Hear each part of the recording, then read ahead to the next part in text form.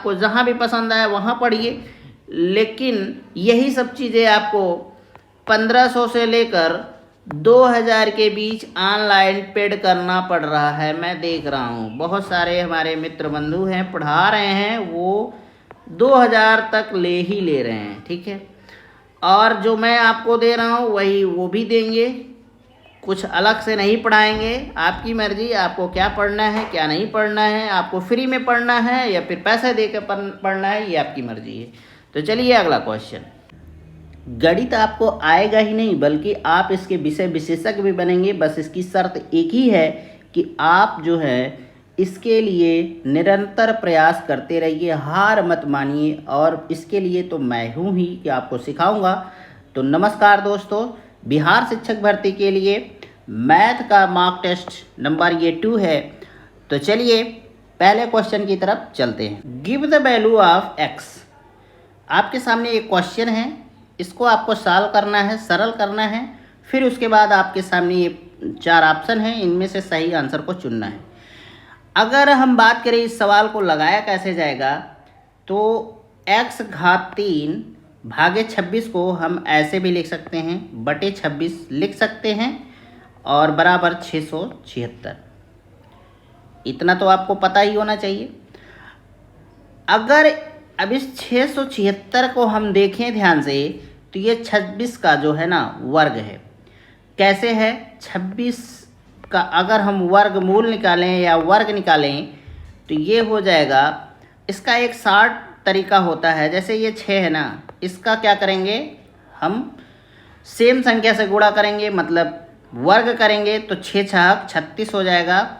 इस 6 को हमें रख लेना है और इसको जो है अभी बाद में अगले प्रोसेस में यूज करेंगे। फिर 6 का 2 में गुणा करिए, 6 दूनी 12, फिर 12 का 2 से गुणा करिए, हो जाएगा 24, और इस 3 को इसमें जोड़ देंगे तो हो जाएगा 27। 27 का 7 लिखेंगे, हासिल 2 छोड़ देंगे। अब इस 2 को जो है 2 दूना 4 करिए और इस हासिल को जोड़ लीजिए, 4 2 6, 676 आ गया। आशा करते हैं कि आपको ये ट्रिक अच्छे से समझ में आई होगी वर्ग निकालने की। तो अब हमें पता हो गया कि 26 का वर्ग जो है 676 होता है, और इसे हम लिख सकते हैं x घात 3 बटे 26 बराबर 26 गुणे 26। 2 भागों में से हम लिख सकते हैं, तोड़ सकते हैं। अगला प्रोसेस हम क्या करेंगे, x का घात 3 लिखेंगे, फिर इस 26 को इस दोनों में गुणा कर देंगे, 26 गुणे 26 गुणे 26। ऐसा लिख सकते हैं कि नहीं लिख सकते हैं? तो बिल्कुल ऐसा लिख सकते हैं। अगला चरण क्या होगा, आप अगर देखें इसको तो x घात 3 है, तो मतलब ये भी x गुणे x ही है, और ये तो कहने का मतलब एक x का मान क्या हो जाएगा, 26 हो जाएगा। यही आपका आंसर हो जाएगा और आंसर डी सही हो जाएगा। आई होप आपको ये क्वेश्चन का सॉल्व करने का तरीका अच्छे से समझ में आया होगा। तो चलिए अगला क्वेश्चन देखते हैं। The cost of piece of metal is increased from ₹130 to ₹156। By what percent did it increase. Question कह रहा है धात के एक टुकड़े का मूल्य 130 रुपये है और इससे बढ़कर इसका 20 रुपये कर दिया गया, इसमें कितने प्रतिशत का वृद्धि हुआ। तो देखिए, चाहे दाम हो चाहे जो चीज़ हो, अगर बढ़ रहा है, प्रारंभिक मूल्य हमें देखना रहता है। प्रारंभिक मूल्य आपका 130 है, इसे हम मान लेंगे क्रय मूल्य। ये क्या है आपका क्रय मूल्य, और क्रय मूल्य हो गया आपका 130 रुपये, ठीक है। बढ़े हुए दाम को हम क्या मान लेंगे, विक्रय मूल्य मान लेंगे। विक्रय मूल्य बराबर हो गया आपका 156 रुपये। अब हम लाभ अगर देखें तो 156 में 130 को घटा देंगे तो ये हो जाएगा आपका 26। इतना जो है आपका दाम बढ़ाया गया है, इतना रुपए बढ़ाया गया है, इतने में आपको बेचा जा रहा है। अब हम क्या करेंगे, लाभ प्रतिशत निकाल लेंगे। लाभ प्रतिशत बराबर, लाभ को जो है आपको यहाँ लिख देना है 26, ठीक है, और इस क्रय मूल्य से आपको 26 में भाग दे देना है, गुणे 100 कर लेंगे क्योंकि हमें प्रतिशत लाभ प्रतिशत निकाल रहे हैं। अगर अब आप सवाल को देखें तो 1 जीरो इससे कट जाएगा, बचा ये 13, 13 एकम 13, 13 दूना 26 और 10 का 2 में गुणा कर देंगे तो हो जाएगा 20%। कहने का मतलब यही आपका आंसर हो जाएगा और इसका ऑप्शन ए सही हो जाएगा। आई होप आपको ये क्वेश्चन अच्छे से समझ में आया होगा। आपको कुछ नहीं करना है, प्रारंभिक मूल्य आपको क्रय मूल्य समझना है और जो बढ़ा है दाम वो विक्रय मूल्य हो गया।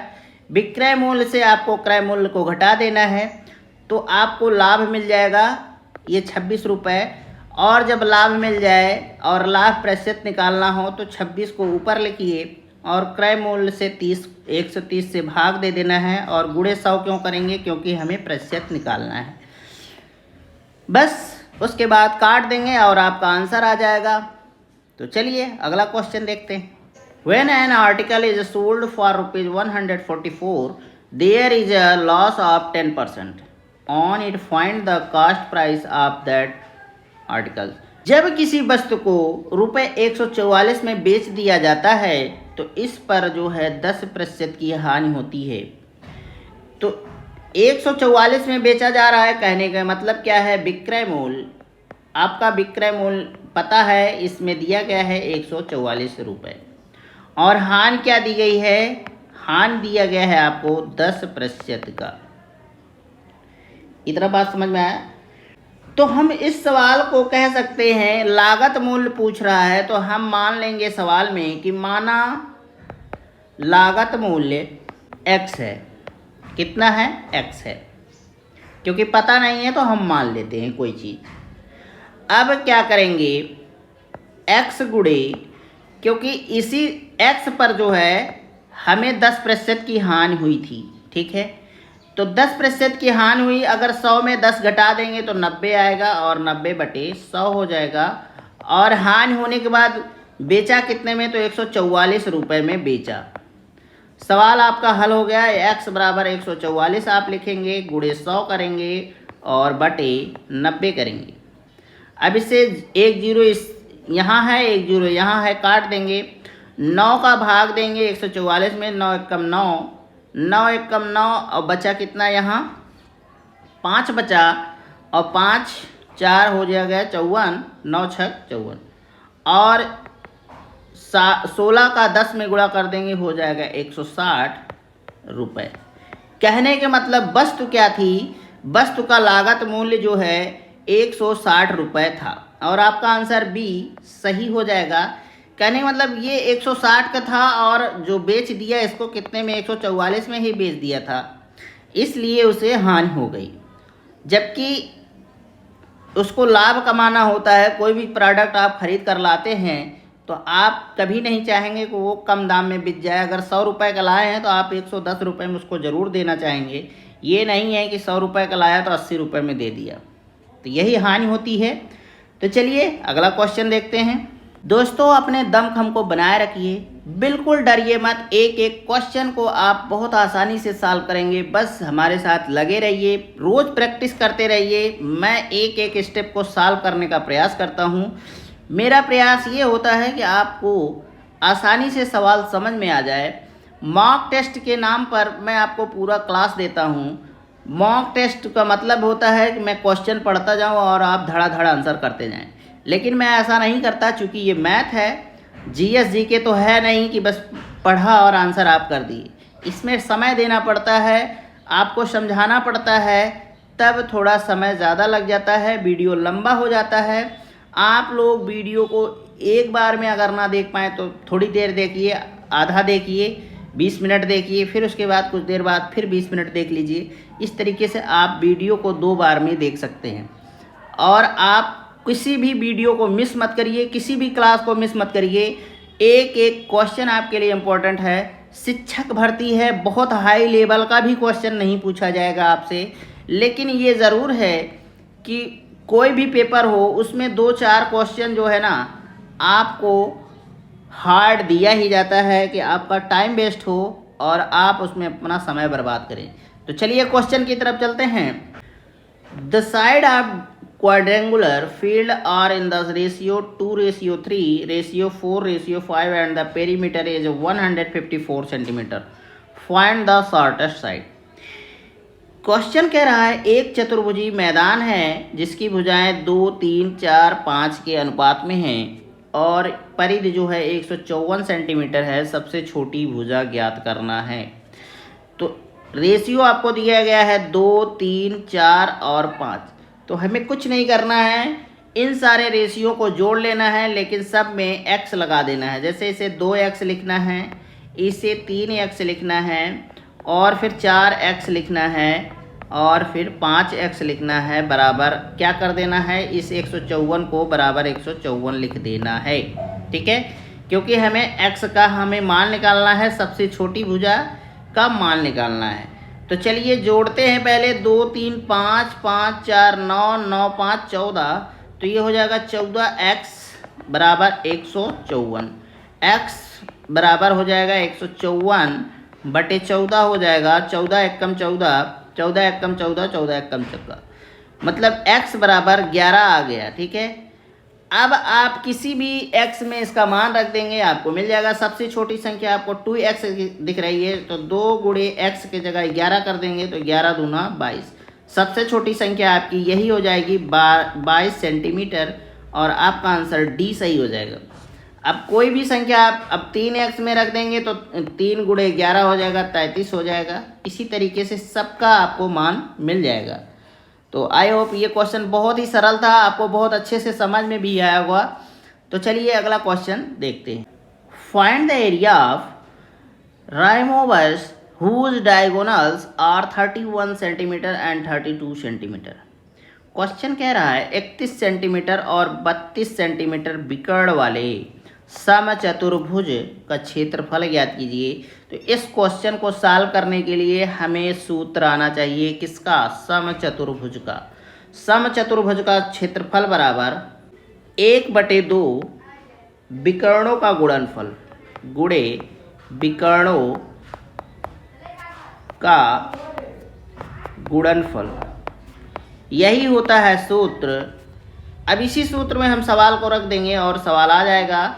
तो चलिए देखते हैं क्या करना होगा। 1/2 यहाँ है, सेम टू सेम 1/2 लिखेंगे, गुणे विकर्णों का गुणनफल, और यहाँ आपको विकर्ण 1 ये दिया गया है, विकर्ण 2 ये दिया गया है, तो 31 गुणे 32 कर लेंगे।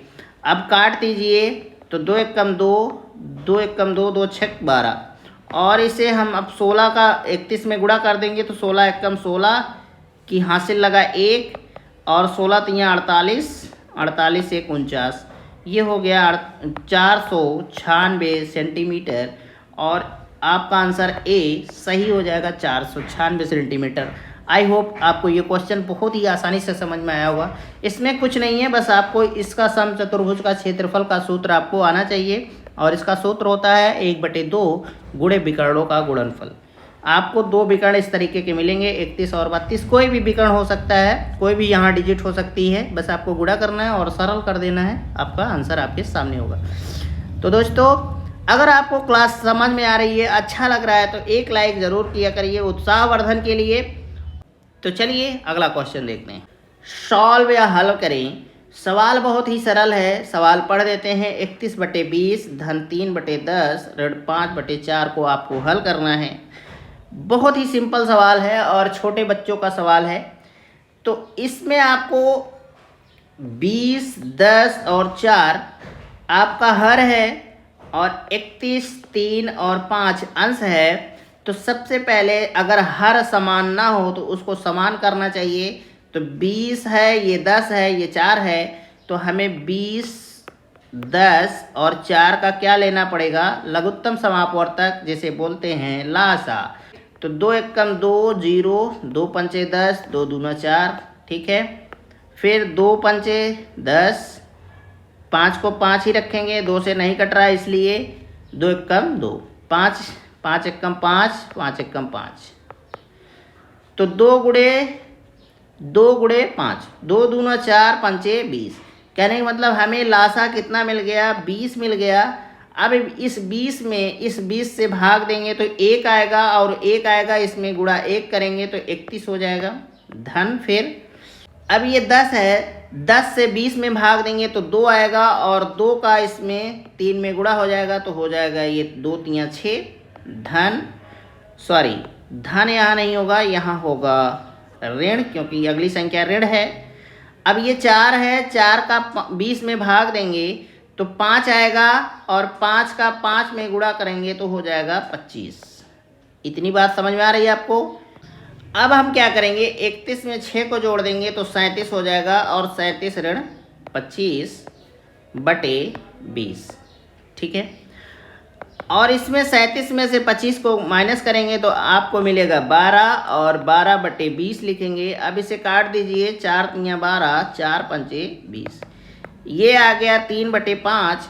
और इसे अभी दशमलव तक ले जाना है क्योंकि आपका ऑप्शन जो है दशमलव में है, और जब इसे हम भाग देंगे तो ये हो जाएगा 60, क्योंकि आपको दिखा देते हैं 5 जाएगा नहीं तो दशमलव लेंगे, 0 बढ़ेगा, 5 छक्का 30, ठीक है, कट गया। आप 0 अपने मर्जी से यहाँ रख सकते हैं। तो इसका आंसर कौन सा होगा? बी होगा। आई होप आपको ये क्वेश्चन बहुत आसानी से समझ में आया होगा, क्योंकि बहुत छोटे बच्चों का ही सवाल है, लेकिन इसको हल्के में मत लीजिएगा। ये सवाल आपसे पूछा जाता है पेपर में, आपके बनेगा एक आध सवाल, ठीक है। तो चलिए अगला क्वेश्चन देखेंगे।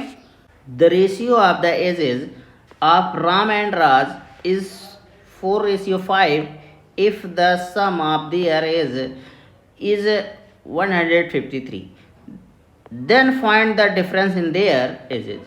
क्वेश्चन कह रहा है राम और राज की आयु का अनुपात जो है 4:5 है। तो हमें अभी और सवाल को आगे पढ़ते हैं। यदि उनकी आयु का योग मतलब जोड़ होता है, इनके आयु का योग जो है 153 है, तो अभी यहीं रुक जाते हैं। तो पहले 4 को x से गुणा कर देंगे, धन 5 को x के गुणा कर देंगे और 153 लिख लेंगे। क्यों लिख लेंगे? क्योंकि इसी का योग जो है 153 है, जोड़ जो है 153 हो रहा है। अगला होगा 4 और 5 को जोड़ देंगे तो 9x हो जाएगा बराबर 153। फिर x बराबर क्या निकलेगा? 153 बटे 9 करेंगे। अब 9 एकम 9 आया कितना? 9 एकम 9, 9 6 और 3 9 7 63। तो x बराबर आपको क्या मिल गया? 17 मिल गया। कहने का मतलब x का मान जो है 17 है, ठीक है। अब पूछ रहा है तो उनकी आयु में अंतर ज्ञात कीजिए। तो आप अब आसानी से आयु में अंतर ज्ञात कर सकते हैं। एक की आयु है 5x और दूसरी की आयु है 4x। अगर हम 5 गुणे 17 करेंगे, कर सकते हैं ना, क्योंकि x का मान 17 मिला है तो x के जगह 17 रख देंगे, 5 गुणे 17 हो जाएगा और ये हो जाएगा 17 पचे 85 हो जाएगा। और इसमें 4 है, 4 लिख लेंगे, गुणे x के जगह 17 रखेंगे और हो जाएगा ये 68, ठीक है। 17 जगह 68 आता है। अब इसमें से अगर आप घटा देंगे तो वही आंसर आपको फिर से मिल जाएगा 17, और यही उनके आयु का योग का अंतर भी होगा और ऑप्शन बी सही होगा। कहने का मतलब अगर आपको क्वेश्चन में समझ में आया हो तो ये राज की आयु हो गई, राज की वर्तमान आयु हो गई और ये राम की वर्तमान आयु हो गई। आई होप आपको ये क्वेश्चन बहुत ही आसानी से समझ में आया होगा। मुझे नहीं लगता कि इन क्वेश्चनों में आपको कोई दिक्कत होगी, आप समझने में आपको कोई दिक्कत होगी, मुझे नहीं लगता है। तो दोस्तों अगर आप चैनल पर पहली बार हैं तो ज़रूर सब्सक्राइब कर लीजिएगा। आपको बिहार 7 फेज के लिए बहुत सारा मटेरियल मैं देने वाला हूं। ये तो अभी आप सिर्फ ट्रेलर देख रहे हैं, आपको मैथ का दिया जा रहा है, फिर मैं आपको रीजनिंग भी दूंगा और जीके और जीएस भी दूंगा, करंट अफेयर भी मैं आपको अवेलेबल करा दूंगा। कोई ऐसा सब्जेक्ट नहीं है जो मैं आपको ना अवेलेबल करा पाऊँ। तो चलिए अगला क्वेश्चन देखते हैं। The average of the 5 numbers is 116 after removing one of the numbers. The average remains the same, find the remove number. कह रहा है 5 संख्याओं का औसत 116 है। तो अभी हमको सवाल में आगे नहीं बढ़ना है, यहीं तक रहना है। 5 संख्याओं का औसत 116 है तो कुल योग इसका कितना होगा, हो जाएगा 116 गुणे 5 कर लीजिए। 5 छंग 30, हासिल लगा 3, 5 एकम 5, 5 3 8 और 5 एकम 5, 580 हो गया। आगे कह रहा है किसी एक संख्या को हटा देने पर, इस 5 में से एक संख्या को हटाने की बात कर रहा है। अगर एक संख्या हटा देंगे तो बचेगा कितना, 4 बचेगा। ठीक है, कह रहा है हटा देने पर औसत यही रहता है, मतलब 116 ही रहता है। तो 116 गुणे 4 बराबर, अब इसका अगर हम गुणा करेंगे 4 छक 24, हासिल लगा 2, 4 एकम 4, 4 2 6 और 4 एकम 4। अब क्या कह रहा है, हटाई गई संख्या ज्ञात करिए। तो पहली संख्या ये हो गया पूरी, 5 लोग थे, उनका औसत इतना था। अब 4 लोग हैं, 116 ही आ रहा है। तो हम क्या करेंगे, इसको घटा लेंगे और आपको आंसर मिल जाएगा। ये 0 है, बनाएंगे 10, 10 में से 4 जाएगा तो 6 हो जाएगा। यहाँ बचा कितना, 7, 7 में से 6 जाएगा तो 1 आ जाएगा। ठीक है, और ये 5 में से 4 जाएगा, 1 हो जाएगा। आंसर भी आपका 116 ही आएगा और ऑप्शन डी सही हो जाएगा। आई होप ये क्वेश्चन आपको बहुत अच्छे से समझ में आया होगा। कोई कुछ नहीं करना है। अगर आपको इस तरह का सवाल मिले तो पहली संख्या का गुणा करिए। ठीक है, आप ऐसे भी कर सकते हैं, ऐसे लिखिए 116 गुणे 5, ठीक है, फिर ऋण, और दूसरी संख्या कह रहा है किसी एक संख्या को घटा देंगे तो 4, मतलब 4, फिर 116 गुणे 4। अब जो इसका आएगा आपको रख देना, ये 580 हो जाएगा और ऋण ये 468 हो जाएगा और बराबर कितना आ जाएगा, 116 आ जाएगा। यही आपका आंसर हो जाएगा। ठीक है, तो चलिए अगला क्वेश्चन देखेंगे। Tommy need an average score of 80 in 4 test to pass a competition. Her score in the first 3 test are 71, 81 and 91. What score should she get in the 4th test to pass the competition? Question कह रहा है दोस्तों, एक प्रतिस्पर्धा में सफल होने के लिए सोमी नाम का लड़का है। ठीक है, उसको 4 परीक्षाओं में बैठना है और उसका औसत स्कोर उसको 80 लाना है। ठीक है, 4 परीक्षाएं हैं और उसे 80 का स्कोर करना है औसत के रूप में। भले ही वो अलग अलग अंक हों अलग अलग सब्जेक्ट में, लेकिन उसको अगर जब हम टोटल करें, औसत निकालें तो 80 ही आए। तो प्रथम जो है 3 परीक्षाओं में उसने पहले में 71, दूसरे में 81 और तीसरे में 91 अंक प्राप्त किए। ठीक, इतनी बात समझ में आ रही है आपको? आई होप समझ में आ रही है। तो चलिए अभी आगे सवाल के नहीं बढ़ेंगे, यहीं से क्वेश्चन को सॉल्व करते हैं। कह रहा है प्रथम 4 का औसत स्कोर जो है 80 होना चाहिए, तो 80 गुणे 4 कर लो।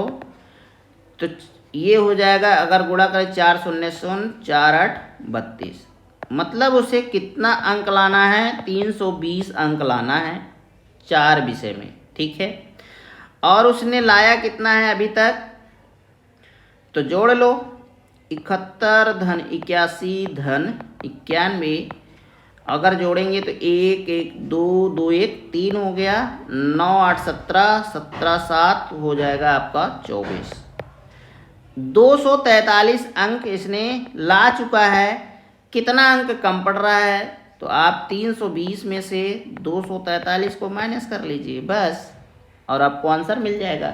अगर हम इसको घटा दें तो ये आएगा 7 और ये आएगा 7, मतलब 77 अंक की उसे और ज़रूरत है। तो इसका ऑप्शन कहाँ है, ए सही है, तो यही आपका ऑप्शन ए सही हो जाएगा। आपको समझ में आ रही है बात कि नहीं समझ में आ रही? चलिए एक बार और समझा देते। कह रहा है कि 4 विषय है, उसमें उसको कुल औसत अंक जो है 80 का लाना है। ठीक है, तो 4 गुणे 80 कर लेना पहली बात, टोटल अंक निकाल लेना कि उसे कितना चाहिए। फिर देख रहे हो कि 3 विषय में उसने परीक्षा दे दी है और उसको इतना नंबर मिल गया है। इन तीनों को जोड़िए और पूरे अंक में से घटा लीजिए, आपको चौथा अंक अपने आप मिल जाएगा। आई होप आपको ये क्वेश्चन समझ में आया होगा। अगर समझ में आ गया है, अभी भी चैनल को सब्सक्राइब नहीं किया है तो सब्सक्राइब कर लीजिए, अन्यथा आप जाने आपका काम जाने, आपको जहाँ भी पसंद आए वहाँ पढ़िए। लेकिन यही सब चीज़ें आपको 1500 से लेकर 2000 के बीच ऑनलाइन पेड करना पड़ रहा है। मैं देख रहा हूँ बहुत सारे हमारे मित्र बंधु हैं, पढ़ा रहे हैं, वो 2000 तक ले ही ले रहे हैं, ठीक है। और जो मैं आपको दे रहा हूँ वही वो भी देंगे, कुछ अलग से नहीं पढ़ाएंगे। आपकी मर्जी, आपको क्या पढ़ना है क्या नहीं पढ़ना है, आपको फ्री में पढ़ना है या फिर पैसे दे कर पढ़ना है, ये आपकी मर्जी है। तो चलिए अगला question. The average weight of a state level cricket team of 11 players is 73 kg. When the coach is added, the average weight increase by 1 kg. What is the weight of the coach? Question कह रहा है 11 खिलाड़ियों का राज्य स्तरीय cricket team का औसत वजन जो है 73 kg है। तो कुल वजन कितना हो जाएगा? कुल वजन 11 गुणे 73, तो 11 तियाँ 33, 11 सतह 77, 3 80, 803 kg। ये किसकी बात कर रहा है? 11 खिलाड़ियों की बात कर रहा है। तो अगर कुल 11 खिलाड़ियों का वजन देखेंगे तो 803 kg है। आगे कह रहा है जब कोच को जोड़ दिया गया तो मतलब कितना हो गया? 12 आदमी हो गया 11 के जगह, तो औसत वजन 1 किलोग्राम बढ़ गया। औसत वजन मतलब 73 था, अब हो गया 74। तो टोटल कितना हो जाएगा? 12 चौका 48, हासिल लगा 4 और 12 सते 84, 84 4 88, 888 kg। अब पूछ रहा है कोच का वजन बता दो। तो भाई एक आदमी बढ़ा था, उसी की वजह से 888 kg हो गया। अब 888 में से 803 को माइनस कर देंगे तो आपका आंसर आ जाएगा 85 kg। यही आंसर हो जाएगा और कोच की यही वजन हो जाएगा, ठीक है। तो चलिए अगला क्वेश्चन देखते हैं। Find the greatest number which can divide 126 and 189। वह महत्तम संख्या ज्ञात करिए जो 126 और 189 को विभाजित कर सकती है। तो दोस्तों इस सवाल में ना महत्तम मतलब क्या है? आपको यहाँ मासा निकालना है इस अंक का। किसका? 126 का, 189 का। मैं मासा आपको दो तरीके से बताऊंगा, एक गुणनखंड विधि से और एक भाग विधि से। गुणनखंड विधि से जान लेते हैं।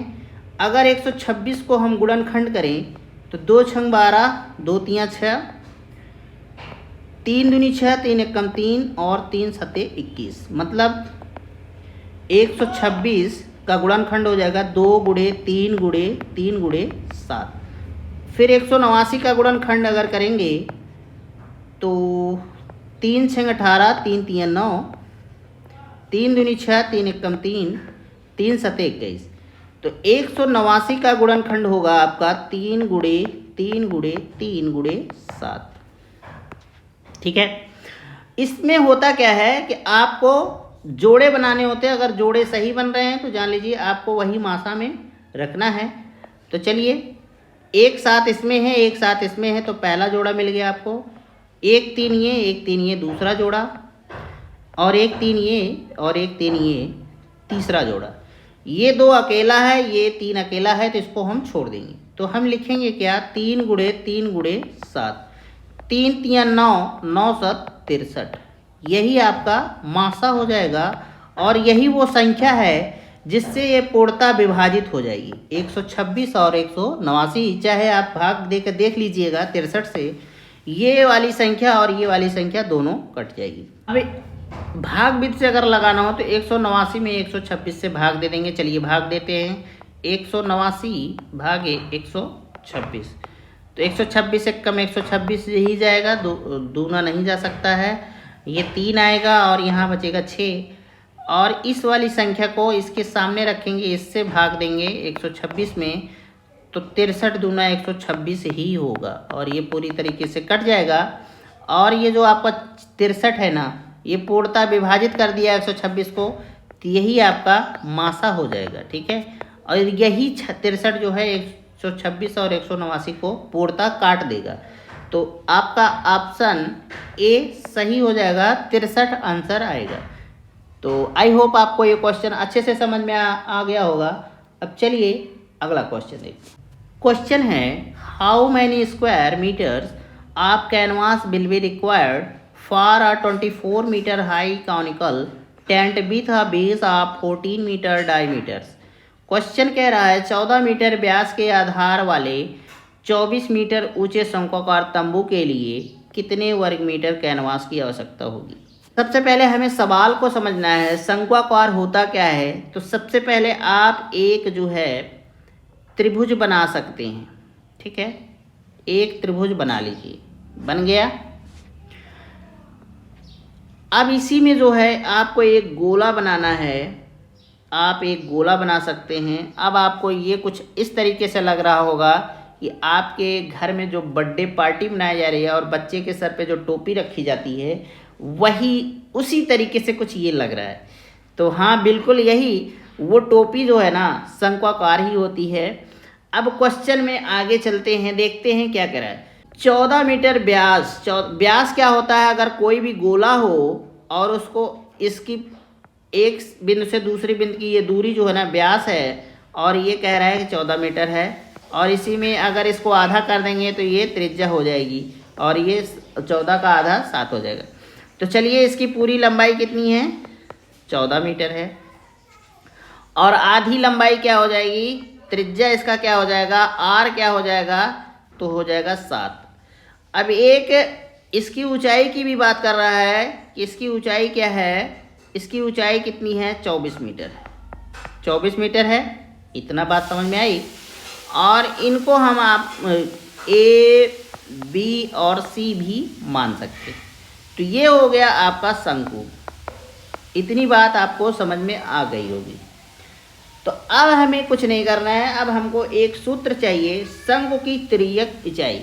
तिर्यक ऊंचाई मतलब अगर आप ध्यान से देखें ना तो आपको क्या मिल गया, इसकी लंबाई मिल गई, ये वाली ऊंचाई की मिल गई ना, ठीक है, ये मिल गई 24, और ये मिल गई आधी, आपको 7 मिल गई, मिली कि नहीं मिली, 7 मिली, क्योंकि ये पूरा 14 है तो 14 का आधा 7 होगा, और त्रिज्या ये गोला है तो त्रिज्या जो आधी होती है व्यास की, इतना तो आप जानते हैं। लेकिन आप एक चीज़ देखिए, ये वाली लंबाई हमें नहीं पता चली है, और यही है तिर्यक ऊंचाई L, ठीक है। तो तिर्यक ऊंचाई का सूत्र होता है शंकु का तिर्यक ऊंचाई बराबर L बराबर होगा R स्क्वायर धन H स्क्वायर। H स्क्वायर क्या है, यही 24, ठीक है। R क्या है, ये 7। तो चलिए रख लेते हैं 7 स्क्वायर धन 24 स्क्वायर, अंडर रूट लगा देंगे।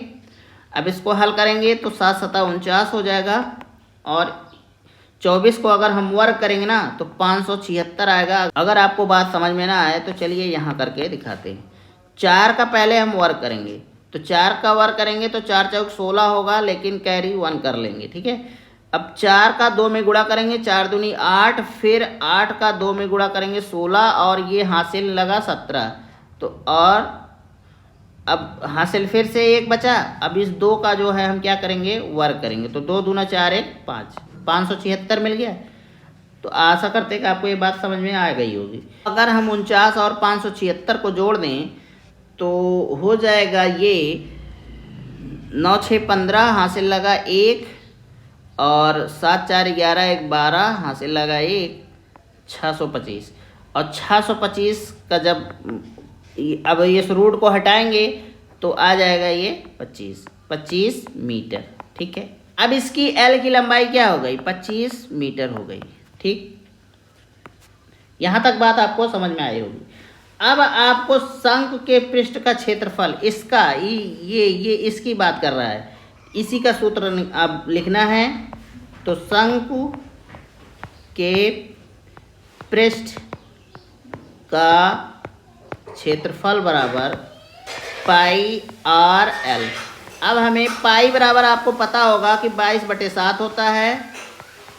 आर आपका क्या है, 7 है, तो 7 रख देंगे। एल क्या है आपका, 25 मिला है, तो 25 रख देंगे। 7 का 7 से कट जाएगा, और 22 और 25 का गुणा करेंगे तो आएगा 550 वर्ग मीटर, ठीक है।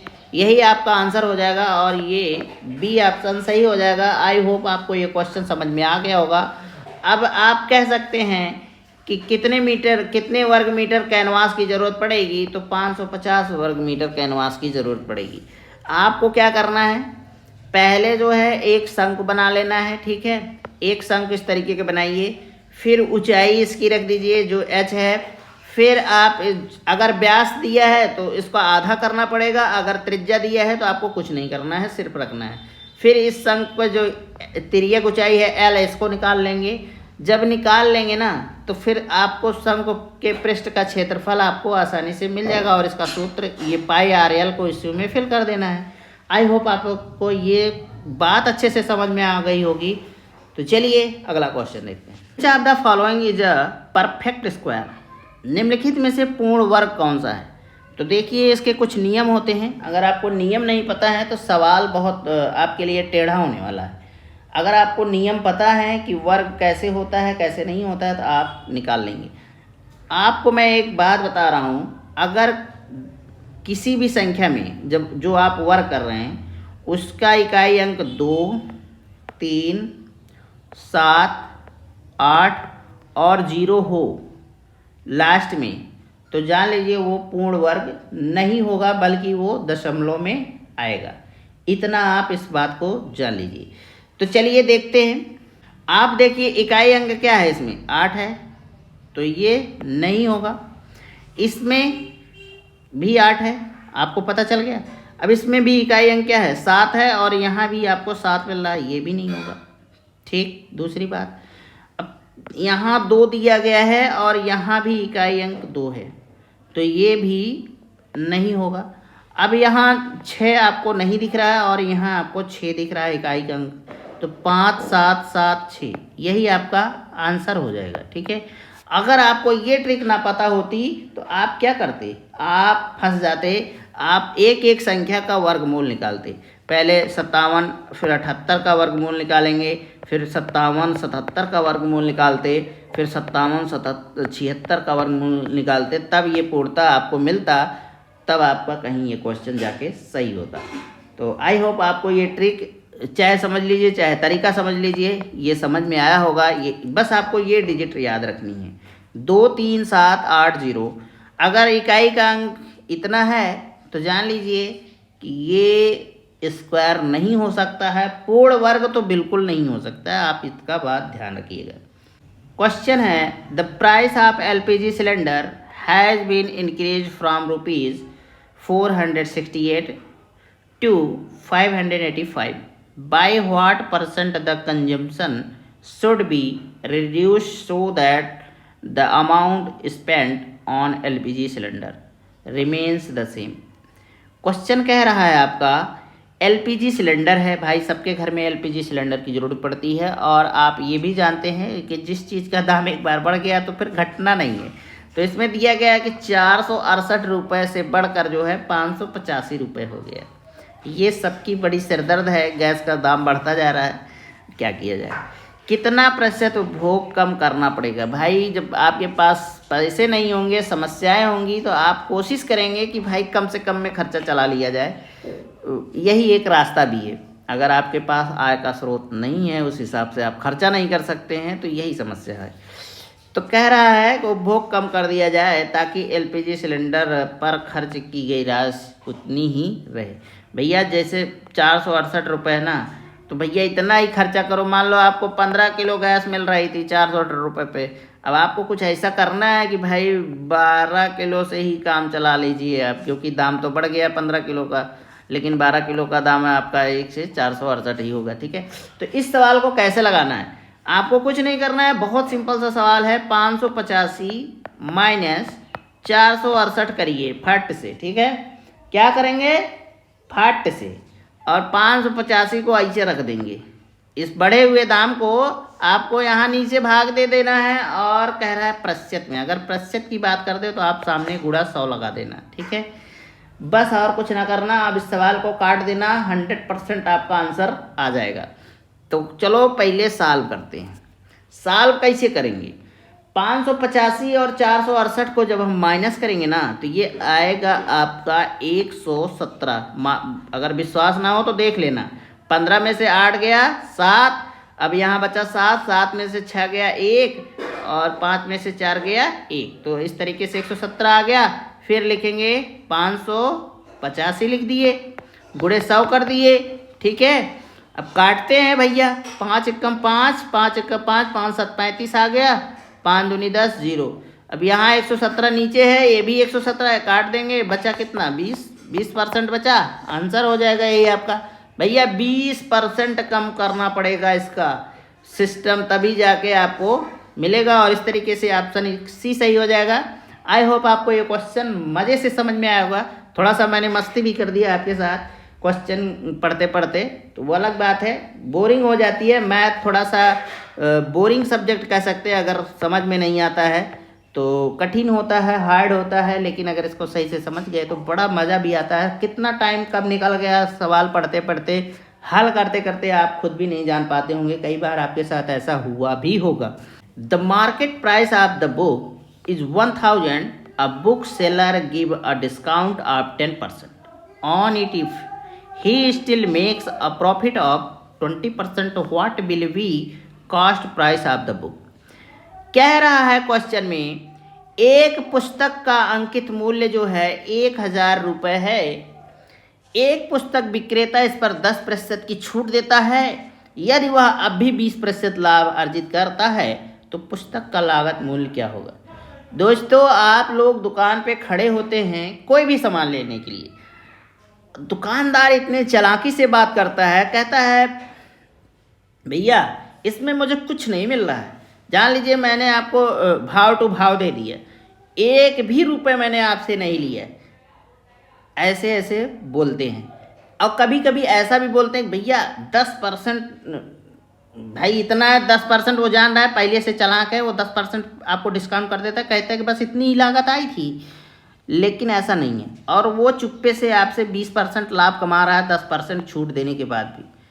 इतना मीठा बोलते हैं दुकानदार कि आपको लूट लेते हैं, 10% का डिस्काउंट देने के बाद भी वो 20% लाभ कमा जाते हैं। इस सवाल को सॉल्व करने के लिए बस एक ही तरीका है, 1000 करिए और 100 में 10% घटा देंगे तो 90 आ जाएगा आपका, और 100 में 20% जोड़ देंगे तो 120% हो जाएगा। इतना तो आपको पता ही होगा और आपको कोई दिक्कत नहीं होनी चाहिए। कुछ ना करना है, 90 को ऊपर लिखिए, 120 को नीचे लिखिए, इसको काट दीजिए, 3 तिया 9, 3 चौक 12। अब 4 को काट दिए, 4 दूनी 8, 4 पंचे 20, 0, 250 का गुणा कर देंगे तो 750 आंसर हो जाएगा। ये आंसर हो गया और आंसर भी सही हो गया। कहने का मतलब जो 1000 लिखा है ना, ये सही में कितने का है, 750 रुपये का है।